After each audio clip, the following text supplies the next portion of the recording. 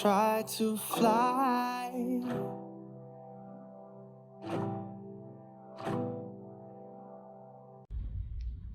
Друзья, всем привет! Вы на канале Мир Орхидей, и с вами Ксюша и моя помощница Бонечка. После выхода моего последнего ролика на канале я получила огромнейшее количество очень теплых, нежных и искренних сообщений. По их содержанию я действительно поняла, что вы переживаете, что вы скучали и готовы как можно чаще встречаться с моим балкончиком и чудесными орхидейками. Ну что ж, я готова делиться красотой, поэтому давайте приступим. И пока мы с вами не виделись, за это время на переднем плане распустилась прекрасная орхидея Атлантис. Эта орхидея у меня довольно часто участвовала в обзорах, и многие ее уже знают. Она имеет свою небольшую историю. Покупала я ее в пилоричной форме, пилором, но в домашнем цветении с нового цветоноса она процветает без мутации. А с бокового цветоноса, с меристемной почки покупного цветоноса она продолжала цвести с мутацией. Это было очень красиво, когда сочетался цветонос с обычной формы и с пилором. С тех пор она у меня во всех домашних цветениях цветет исключительно без мутации. Тот цветоносик покупной, пока меристемные почки пробуждал, всегда цвел только пилором. Но уже давно я его отрезала, он весь уже себя исчерпал. Но я совершенно не жалею, что она оказалась у меня без мутации, потому что посмотрите, какой красивый у нее цветочек. Он вытянут по горизонтали, имеет такую белесую серединочку, и цветочек очень крупный. Я люблю крупноцветковые сорта.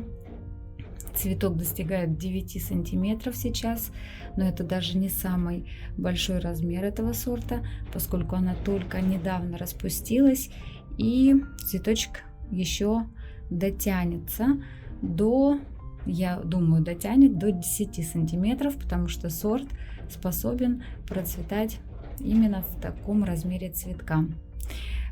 Это цветение, вы видите, цветет у меня с меристемной боковой почки старого цветоноса. И формируется еще новый цветонос. Это этого сезона, бутончики уже набираются. Вот такая красотка. Розетка у нее средних размеров, она не маленькая и не очень крупная, средних габаритов. Вот такая потрясающая крупноцветковая орхидея Атлантис.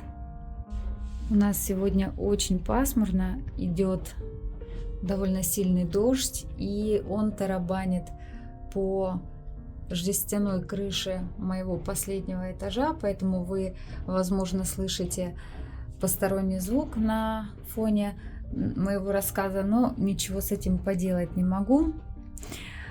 Давайте продолжим и покажу вам на заднем плане. Я решила показывать вам все орхидейки, просто на тех, которые у меня пока не цветут, я долго останавливаться не буду.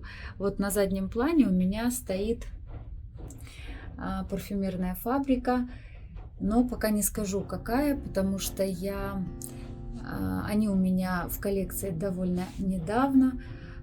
Купила их штук 9, все они имеют мутацию. Где-то пилор, где-то трилипс, бабочка, и только Дасти Белль у меня без мутации, потому что Дасти Белль мне нравится и без мутации. Какая именно эта фабрика, не знаю. Мне надо, чтобы они все процвели, тогда я их подпишу. Я своевременно это не сделала, и вот теперь жду цветения для того, чтобы их подписать. Эта фабрика будет цвести у меня с 2 цветоносов.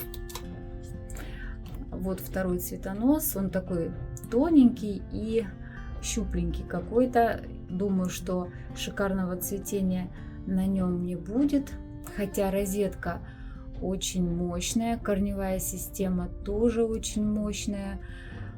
Весь горшок там забит корнями. Я, кстати, в фабрике не пересаживаю сразу после покупки, и вам этого не советую. Я вообще, в принципе, у меня есть на канале ролик, где я об этом рассказываю отдельно. Не советую сразу делать пересадки после покупки, а уж в фабрике тем более. Не надо в них ковыряться, рыться, доставать, потому что обязательно, ну, во всяком случае, очень часто происходит потом сброс корневой системы, и постепенно фабрика чахнет, и многие теряют этот сорт, и потом существует такое понимание среди коллекционеров, что они вредные. Вот не трогайте после покупки. Она у меня сейчас, мне сложно будет достать, показать вам, но она еще в покупном грунте, и пересаживать буду, скорее всего, весной только. Максимум, что сделаю, это разрежу горшочек для того, чтобы освободить немножко корневой ком, чтобы он не был сдавлен, и была циркуляция воздуха у корней.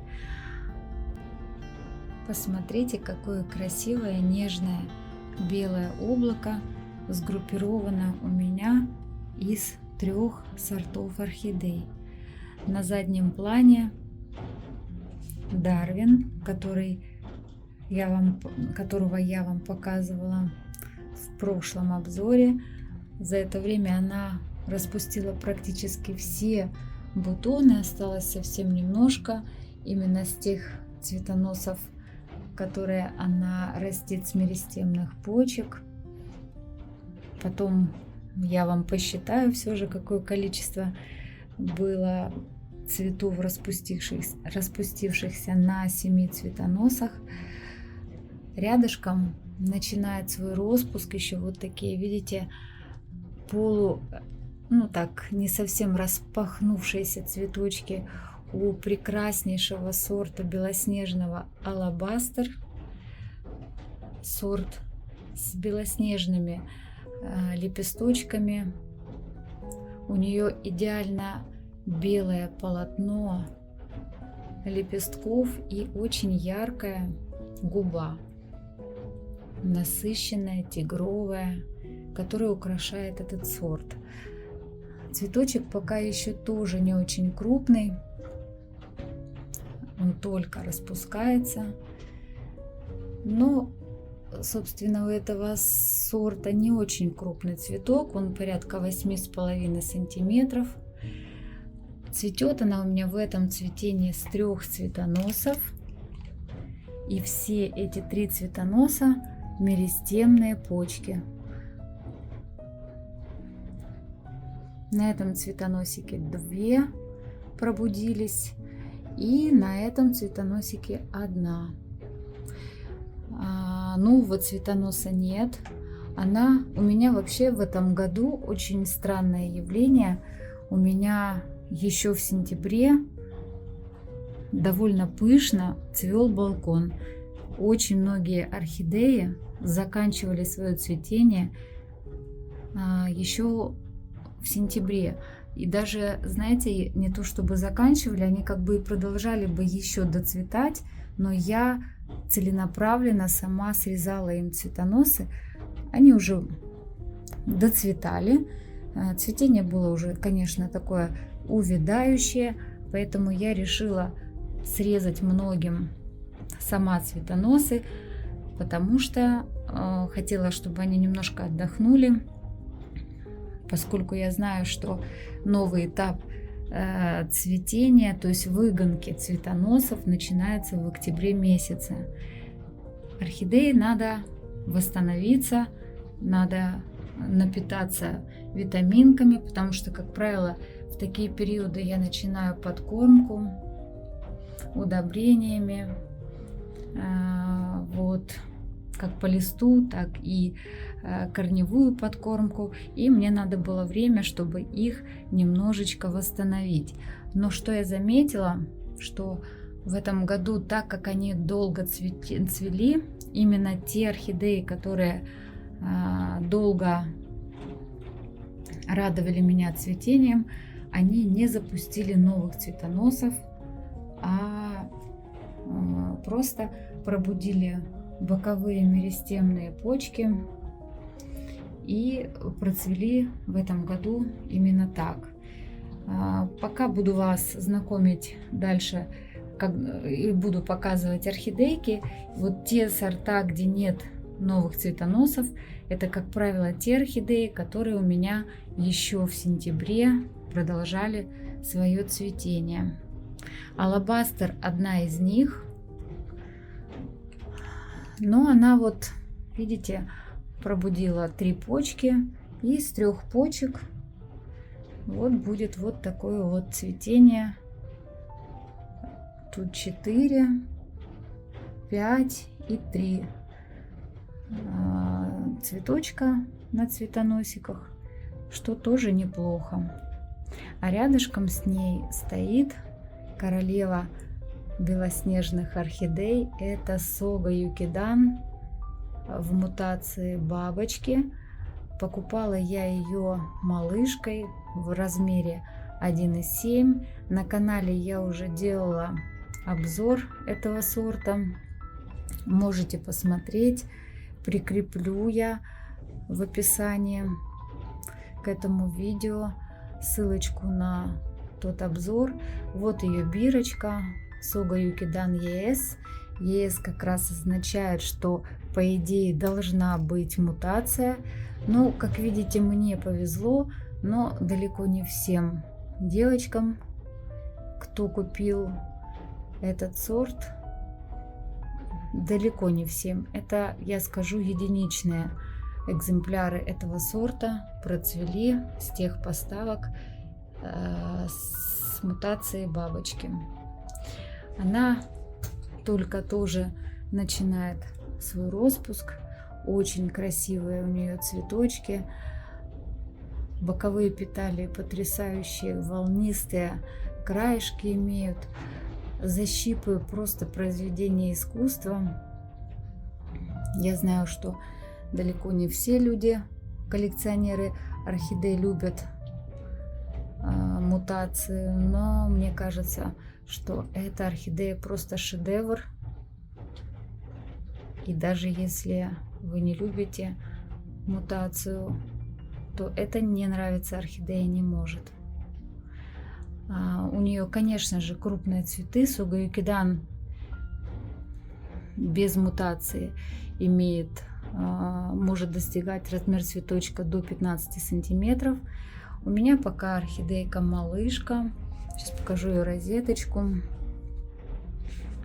Конечно же, размер цветка будет с возрастом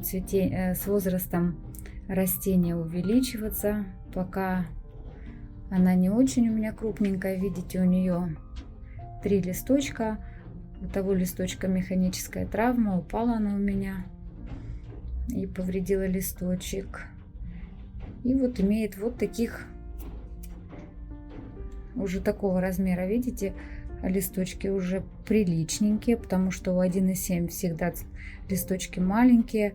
Сейчас она уже в хорошем размере 2,5.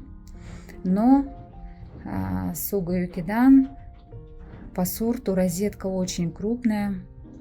У меня, кстати, есть Сога Юкидан без мутации. Тоже вам ее покажу. Она сейчас гонит цветонос. Очень мощная, очень огромная розетка у нее. Вот такая красавица у меня. Кстати, сейчас я покажу, посмотрю, но мне кажется, что есть у меня еще именно здесь, потому что у меня в разных местах сгруппированы орхидеи. Ну да, все же я не ошибаюсь. Сейчас я вам покажу еще. Прикупила я Сога Юкидан в размере 2,5. Вот он у меня стоит.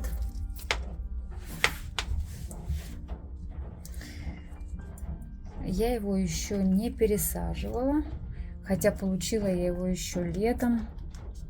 Посмотрите, какая корневая система уже здесь. Я единственное, что сделала, я его немножко вытащила из этого стаканчика, как бы вверх просто приподняла.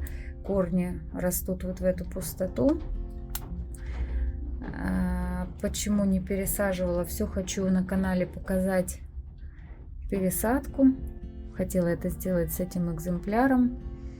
Вот такой вот красавчик у меня еще Сугуюкидан в мутации бабочки, но я не знаю, будет ли она бабочкой, потому что она еще не цвела. Она сейчас в стадии вегетации. Видите, растит новый листик. Очень хорошо развита корневая система, которая в активном росте. Но цветонос пока еще не дала. Она вообще еще не цвела. То есть нет цветоносов ни старых, ни новых, никаких. Но если она не процветет все же сейчас, потому что я ей поменяла место расположения, она у меня стояла в более теплом месте, я ее переставила на балкон. А здесь у меня есть перепад температур. И она еще может выгнать цветоносик. И еще может быть цветение. Но если нет, то весной, думаю, точно. Буду надеяться, что она у меня тоже процветет с мутацией. Но это лотерея. Может повезти, а может и нет. Следующую орхидею, которую хотела вам показать, должна была быть вот эта потрясающая крупноцветковая белоснежная королева моей коллекции. У меня очень много красивых сортов, но все же считаю, что вот этот потрясающий белый сорт, который не имеет у меня имени, очень многие спрашивают, как же называется этот сорт, и я не знаю. Покупала я ее без пробитого сорта на горшочке. Так до сих пор она у меня живет без имени в коллекции. Ну, в общем-то, я сейчас подумала и решила, давайте мы с вами оставим обзор этой орхидеи на следующий раз, потому что сегодня как-то очень много белоснежных сортов в обзоре, и давайте разбавим его каким-то другим цветом, другим сортом. Я так думаю, это будет невероятно нежная, в пастельных нежных оттенках орхидея, одна из парфюмерных фабрик. И для того, чтобы мы хорошо ее рассмотрели и поближе с ней познакомились, я ее сниму для вас с полочки. Итак, друзья, перед вами парфюмерная фабрика Orange в мутации Trilips. И предвкушая ваши вопросы, как же отличить Trilips от Пилора, сейчас коротко вам расскажу. Когда у мутации боковые петали принимают форму губы, такая мутация называется Trilips. Даже в самом названии этой мутации есть подсказка, что такое Trilips, то есть серединка сформирована из 3 губ. Как ни посмотри, с какой стороны не посмотри на цветочек, каждый раз с любой стороны тебе кажется, что ты смотришь на губу. Этот сорт имеет очень нежные пастельные оттенки в стиле легато. Кто не знает сорт легато, возможно, не имеет в коллекции или новичок в этом чудесном нашем хобби, я сейчас вам покажу. Вот она, моя легато, она тоже только начинает свой распуск. Вот такие нежные пастельные оттенки имеет этот сорт. Далеко не все, даже я бы сказала, очень мало сортов орхидей которые имеют такие нежные розовые и пастельных тонах. Распускается эта орхидея в достаточно яркой тональности. Вы видите на краю цветоноса цветочки свежие и еще яркие, а у основания цветоноса цветы приобрели уже выгоревший и полинявший цвет. Но от этого менее прекрасно она не становится, так как эта орхидея относится к мультифлорному типу цветения. Вы видите, насколько обильно усыпан цветочками цветонос. И если учитывать, что цветет эта детка прикорневая. Сейчас я об этом расскажу. Покупала я этот сорт с цветоносом из точки роста. Такие орхидеи с такой ситуацией всегда дают прикорневую детку, продолжая свое дальнейшее развитие. Материнское растение прекращает свое развитие, поскольку цветонос вышел из точки роста, и новые пар листьев орхидея просто уже не может выпускать. Такие орхидеи дальше не развиваются, но, как я уже сказала, они дают себе продолжение и новую жизнь в виде прикорневых деток. Как правило, мутация такой орхидеи, мутация передается новому поколению. Если мутация была, если нет, то, конечно, орхидейка процветет будет цвести без мутации. Такая орхидея может цвести, то есть развиваться она дальше не может, но выпускать цветоносы она способна. Есть у меня как раз такой экземпляр, на котором я могу наглядно вам это продемонстрировать. Это тоже парфюмерная фабрика, которую я купила с цветоносом из точки роста. Кстати, у парфюмерных фабрик это очень распространенная ситуация, когда она пускает цветонос из точки роста. И как вы видите, прикорневая деточка уже достаточно большого размера. У прикорневой детки есть один цветонос, и само материнское растение дало 3 цветоноса, один из которых из пазухи, а 2 опять же из точки роста. Наглядно видно, что хоть она и не будет развиваться, но цвести она способна. И когда у таких экземпляров отделяешь детку, то она дает, если у нее хорошая корневая система, она дает опять же себе продолжение и потомство. Таким самым образом можно регулярно размножать этот сорт.